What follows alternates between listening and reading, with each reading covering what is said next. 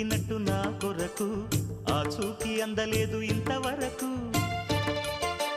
వచ్చింది గాని ఈడు ఒంటి వరకు వేధించలేదు నన్ను జంట కొరకు చూశాక ఒక్కసారి ఇంత వెలుగు నా వంక రాను అంది కంటి కునుకు ఈ అల్లరి గారడి నీ లీల అనుకోనా నీ పేరు ప్రేమ అవునా ఇవాళే నిన్ను పోల్చుకున్నా